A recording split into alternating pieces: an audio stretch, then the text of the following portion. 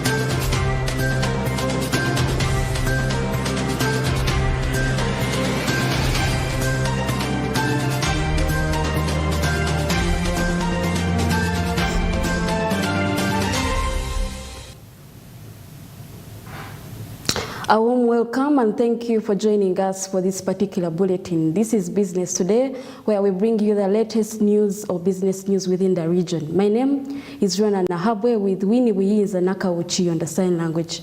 To begin with, the first Deputy Prime Minister and the Minister for the East African Community have provided an update on the decision made by the East African Court of Justice. This is meant to refer Uganda for court hearing and decision at the Commercial Division High Court in Kampala. This is scheduled to take place from the November 1st up to November the 30th.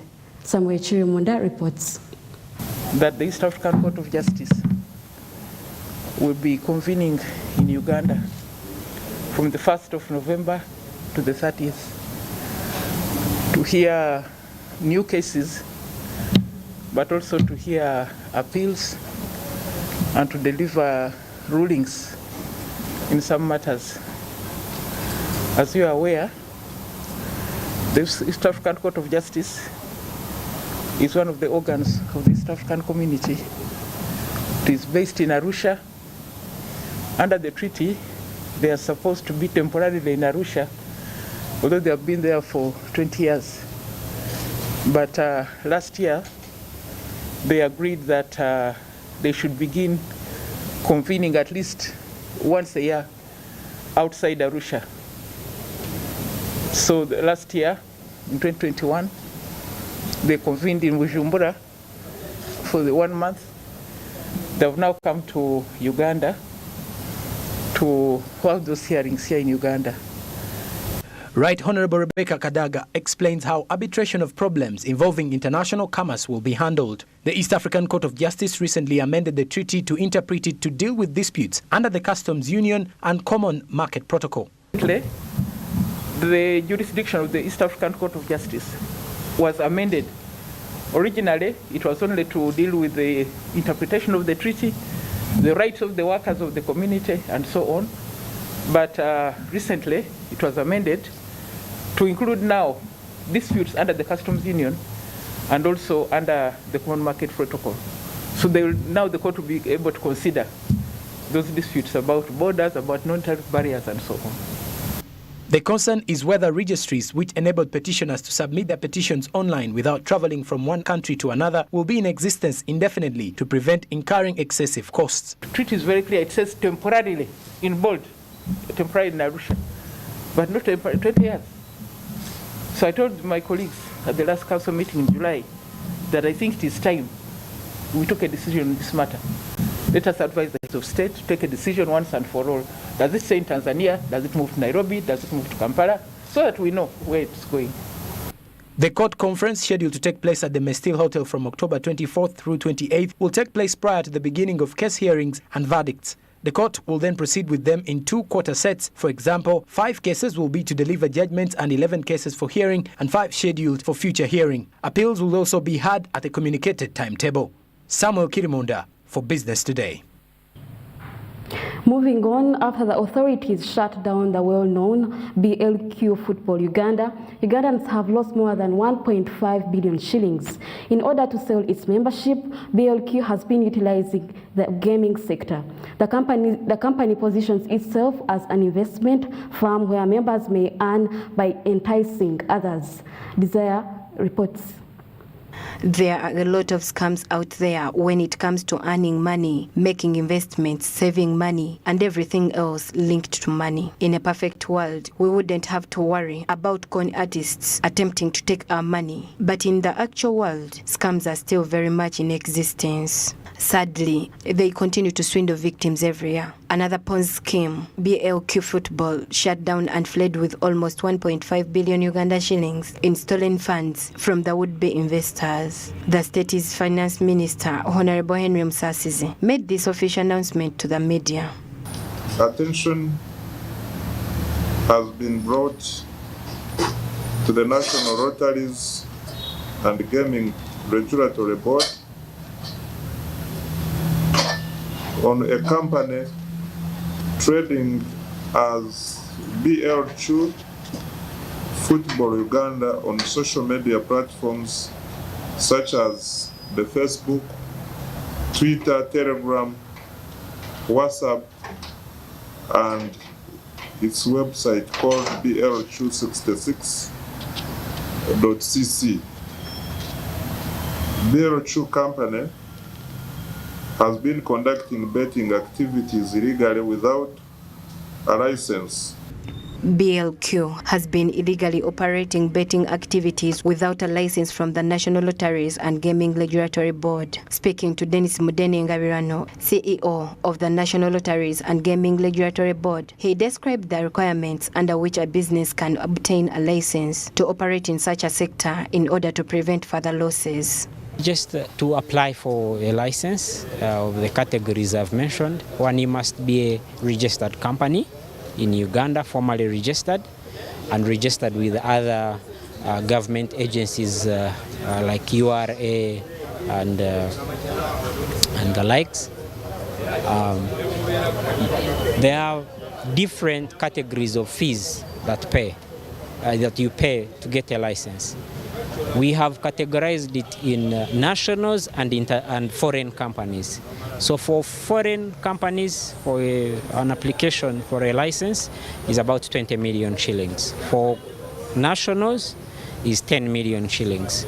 So upon submission of all your legal documents of the company, we do an evaluation, and once we confirm that the documentation you've submitted meets our criteria, before we issue a license, we ask you to take out a bank guarantee of 500 million Ugandan shillings.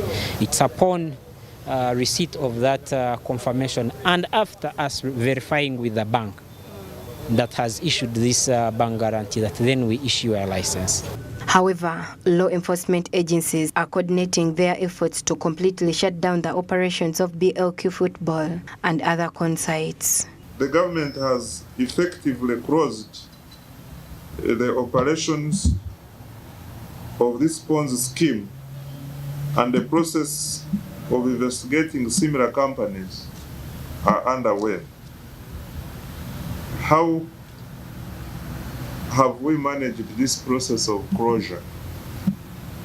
On 22nd of July 2022, the board wrote to Uganda Communications UCC notifying them of the illegal online gaming operations of BLQ Football Uganda. UCC issued a directive to internet service providers to block access of the fraudulent websites. Ugandans have lost a lot of money through Ponzi schemes, and BLQ alone, it has calmed more than 1.5 billion from Ugandans. But the government and authorities have come up with tough measures to save Ugandans. Desire Nambir, Smart 24 TV, Business Today. Now, according to the South African High Commission, the Ugandans need to engage in commerce of coffee. According to the South African High Commission, there is need to expand the African coffee industry from both within Africa and globally. Sources have it that South Africans import their coffee from Europe. Pedson Mumbere gives us an insight. In an interview with Smart 24 Television, Lulu Kingwana, the South African High Commissioner to the Republic of Uganda, said that she was shocked to find out that Uganda produced the best coffee not just in Africa, but also on a global scale. Using this as a foundation, she pledged to persuade the government of the two nations to adopt a free trade relationship. And I would like to say, South Africa, we are the biggest coffee drinkers on the continent. We have coffee shops all over the country. We even have my grandkids who are 6 or 8 years old who always say, "Granny, can you take us to the coffee shop?" Because they do ice cream, they do coffee cakes and so on and so on. So I'm pleading with Uganda, let's take this coffee to South Africa. The Uganda's exports to South Africa was US dollars 11.41 during 2020. That's according to the United Nations Comtrade database on the international trade. Lulu notes that this time Ugandan coffee will be part of the top imports from Uganda to South Africa. We buy our coffee from Europe. This is your best kept secret. Before I came to Uganda, I didn't know you produce such great and wonderful coffee. So I think we need to talk and make sure that we take this good quality coffee to South Africa and we begin to trade with one another because our heads of state have signed the Africa Continental Free Trade Area, which implores us to trade with one another and increase intra-Africa trade. Ugandan coffee is amazing. Ugandan coffee is so, because it is amazing actually, it is the top crop that is exported from Uganda. The top crop that is exported from Uganda. That's how amazing it is. It has a few challenges. Within Uganda, it's not consumed a lot. So that is why coffee players like us are here to encourage consumption of coffee in Uganda because we make great coffee. In mid-July, the Uganda Coffee Development Authority, a state agency under the Ministry of Agriculture, announced that the value of the country's coffee exports in June totaled to US dollars 58.6 million, ranked as a historical high since the commencement of the formal data collection in the early 1990s. Considering that there have been gaps in the marketing of Ugandan coffee, Tadeo William, an agricultural journalist and a licensed coffee nursery operator, suggests that government set aside funds to help close those gaps. I think, you see, Uganda is the birthplace of Robusta coffee. It's Sono Arabica that was imported, I think, from Ethiopia. So when it comes to the best coffee in the world, quality Robusta coffee, Uganda is the country to look up to. Now, in terms of marketing, there have been definitely gaps in terms of marketing. This, and of course, the private sector can't do much about it because it requires, a lot of resources to do this. So as government promotes coffee as a priority crop, it should also put some money aside to market Uganda's coffee, both locally, regionally, and the world at large. Financial institutions also pledged financial support towards young coffee farmers to boost production. We've partnered with the Uganda young coffee farmers. You have seen them. When you think about a coffee farmer, you don't imagine that a fresh-faced 25-year-old girl will come out to say, I am a coffee farmer. But we found them, and we are working with them, and we are supporting them because we know that the future belongs to these people. And it is our job to empower them and to lift them so that they can soar economy to the next. We even realized that the farmers themselves don't know how coffee tastes like. That's how bad. That's why we only consume 3% of the coffee that we grow, and we send it to Europe and stuff, and then they send it back as Nescafe and stuff. So that shows you how much Ugandans have not yet appreciated coffee. We are not marketing it enough. We have not seen the value in it.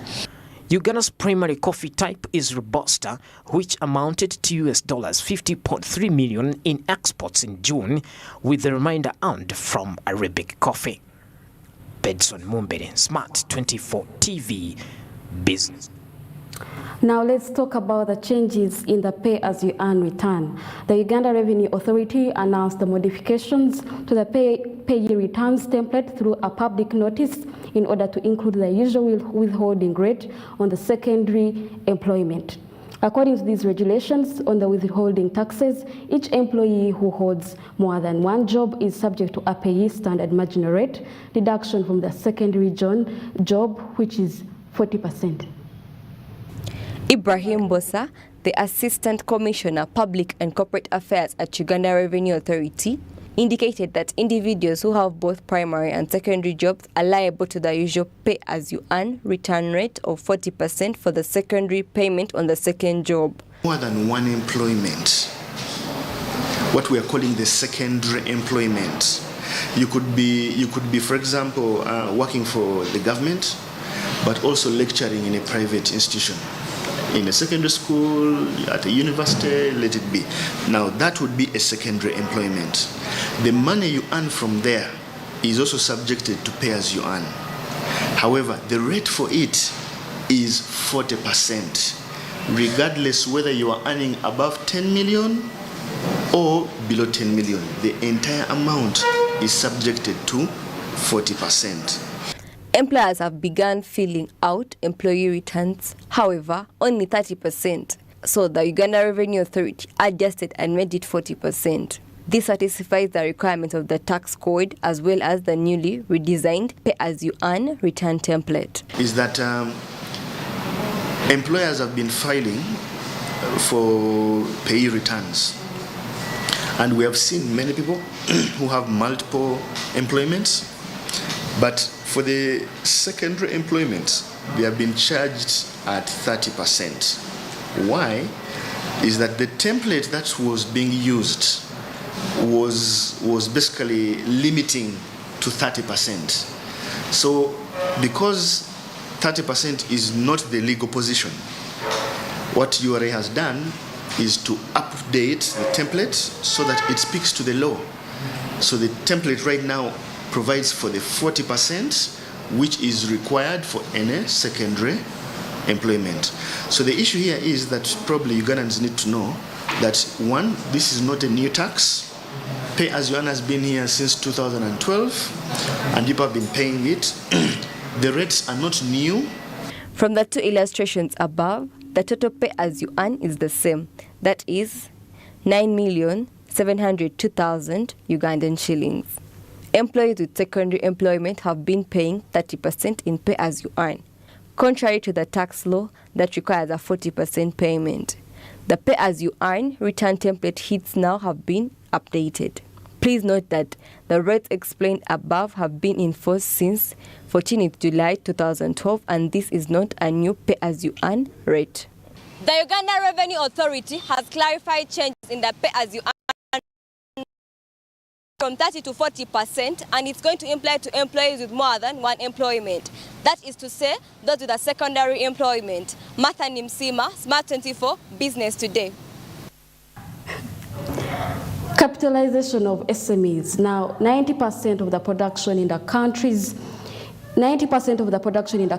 private sector is produced by SMEs, which are crucial to Uganda's growth strategy. They generate 70% of new jobs and contribute 60% to the continent's GDP. However, SMEs have obstacles that limit their development and expansion. We have a detailed report. The study conducted by Abinis and Arthur in 2013 establishes that SMEs are largely constrained by inadequate funding. Uganda in particular has a constrained access because these large foreign banks usually target corporate and high net worth individuals. Financial institutions usually give out short loans with rollover and high interest rate risks that affect or discourage SMEs from borrowing or making long-term investment decisions. We have more. The level of banking penetration in the nation is among the lowest in the sub-Saharan Africa. A few companies in Uganda, per the World Bank's Group's enterprise surveys, have access to a bank loan or line of credit.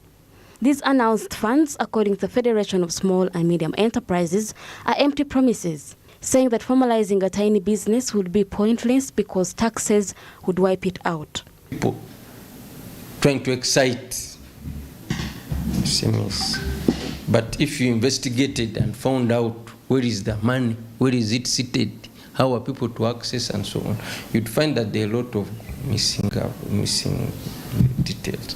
So I don't take these announcements seriously anymore until we start seeing concrete opportunities for SMEs. Should say the money is here, this is the assessment criteria, and so on. And the assessment criteria should be fair to most SMEs.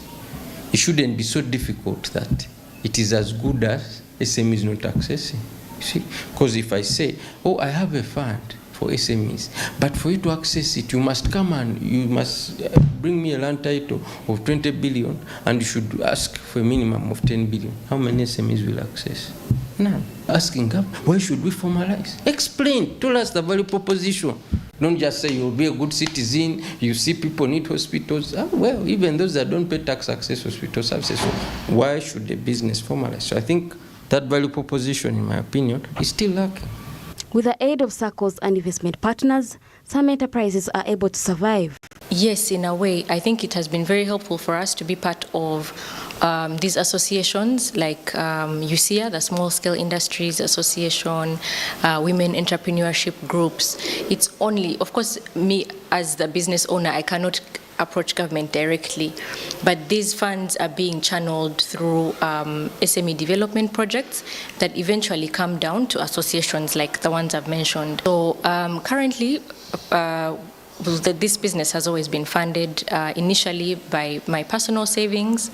I also received funding through equity partners. The United Nations Capital Development Fund, in partnership with the Private Sector Foundation Uganda and the Uganda Development Bank, established the Support to Agriculture Revitalization and Transformation of Program in an effort to provide access to finance for SMEs engaged in agro-processing and value addition. Funded various SMEs to the tune of 43 billion Ugandan shillings. We have also provided liquidity support and working capital to over 20 different SMEs who have been hit particularly hard by COVID-19. No, enterprises. We're talking about registered enterprises. RONAH NAHABWE, Business Today, Smart 24 TV.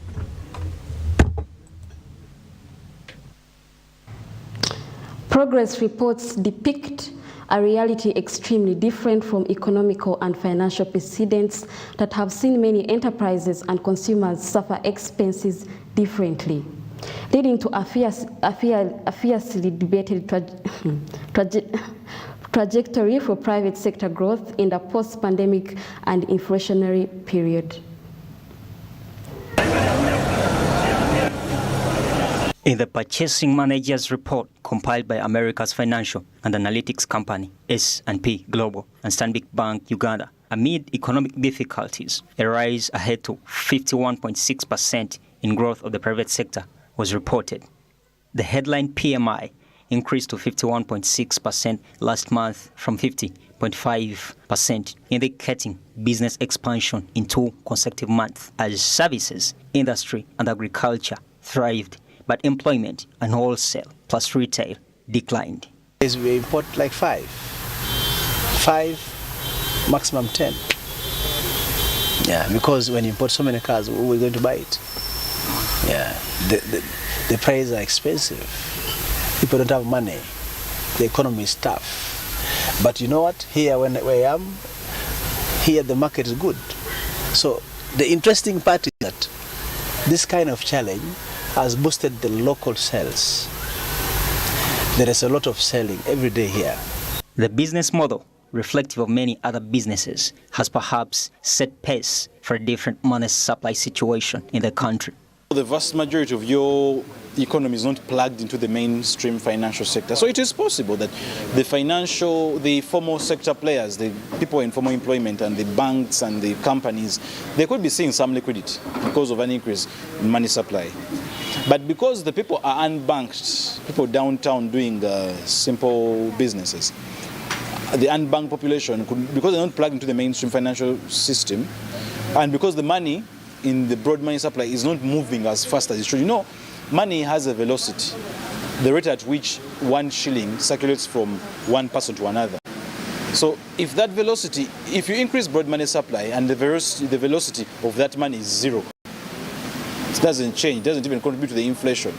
With the supply of money having increased since May to 25,688 billion Uganda shillings, the Bank of Uganda raised the key lending rate to 10% at the beginning of this month in an effort to combat inflation. Inflation pressures remain elevated.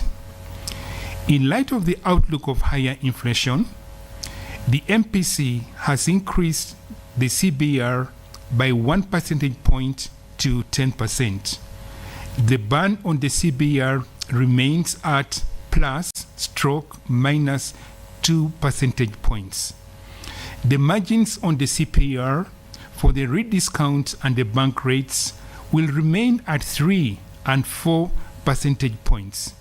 As the current approach to address the relentless cost-push inflation still stands, it's contagious how far the crisis could get. Increasing interest rates, you risk plunging, like the UN has been saying, you risk plunging the economy into a recession. And the IMF, by the way, is predicting that there's going to be a global contraction from their projected economic growth of 3.2 to something less than that. So the broad money supply by itself, I don't think the inflation we have right now is because of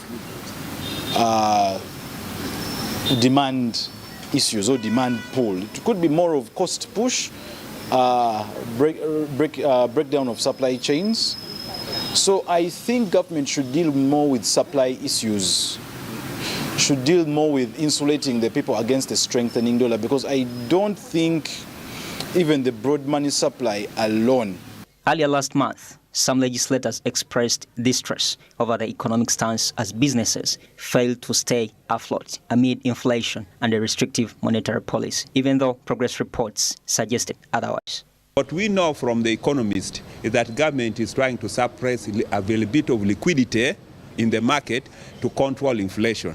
We urge government to use other monetary policy for controlling inflation. For example, they can suppress some component of classified expenditure. They can suppress some components of non-strategic sector of the economy. The outcry is, however, far-reaching, as Uganda's central bank is determined to address inflationary pressures in light of economic uncertainty. The recent increases in the CBR, coupled with fiscal tightening, have had somewhat an indirect effect in stabilizing the shilling exchange rate, which is expected to cushion the inflationary pressures. There is still a thin line between how high prices affect various investments, even as money supply rises and signs of private sector involvement and growth emerge. Ivan Tibenkana, Smart 24 TV, Business Today. Business Today will now take a short break. Please don't go away.